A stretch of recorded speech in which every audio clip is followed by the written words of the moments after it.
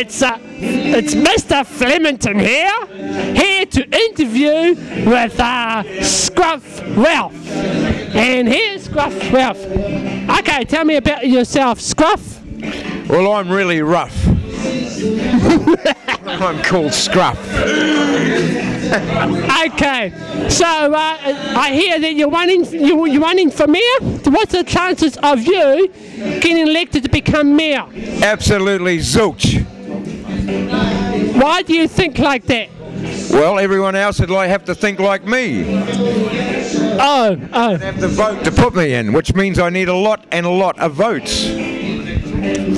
Okay, now yesterday I went to a ratepayers meeting, and over here, what I've got over here is some pamphlets of vote for this guy. Here's another guy. Vote for this bloody guy. And also vote for this guy. Now, Bloody guys. I know. So what do you think of this guy's policies? Nah, out the door, out the door, out the door, out the door. And what about that one? Out the door. Why? Well, you know how the public, it's sort of like, what I'm saying is the public have all the power for one day, right?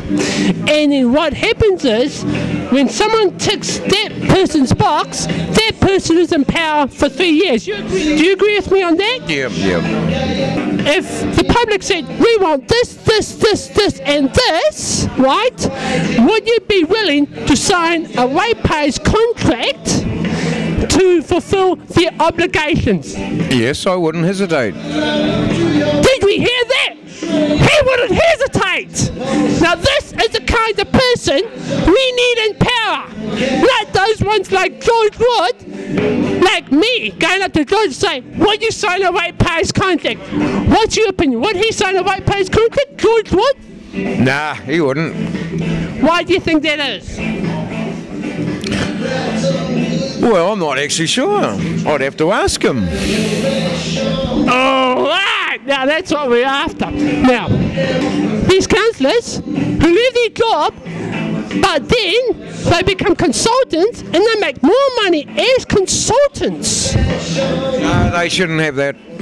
No way, they're useless. They don't deserve it. Okay, so everyone who's looking at this, Scruff here has agreed to sign a ratepayers contract. Is that right, Scruff? That's right, you heard it on MTV, on whatever TV we are. And this is the kind of mayor we need in power. Yeah, so vote for Scruff. And that's a wrap. Right.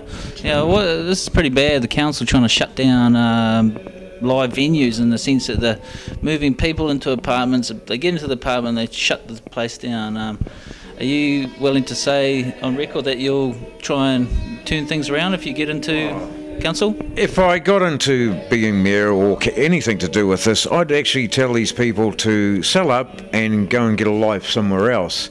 As much as they're allowed to stay in the city, but they should understand that it's for nightlife, it's for entertainment, it's for people that want to live. If you don't want music, then find a suburb or a country, out in the country, and just listen to your music quietly. But don't go telling people how to live in the city.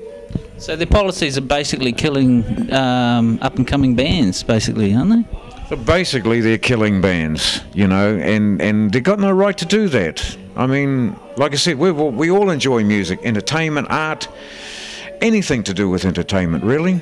But they don't have the right to tell people to turn their music down. So this is war. So this is war, folks. This is war, folks. We've got the yuppies and the rockers. Who's going to win? Rockers. Thanks, Scruff. You're being covered by Seaman. Back to you, Chairman. And last but not least, what do you think of Judith Tizard? Well, what I've been reading that she sent me, I don't agree with what she's saying about Auckland. She's saying that Auckland is a beautiful place it's going far, but all I can say to Tizard, it's a boring hole, and she's got to do a lot more work that she's doing. It's a boring hole because Judith Tizard and all her friends have made it that way. This is the chairman signing out there, ladies and gentlemen. Stop building monuments to themselves.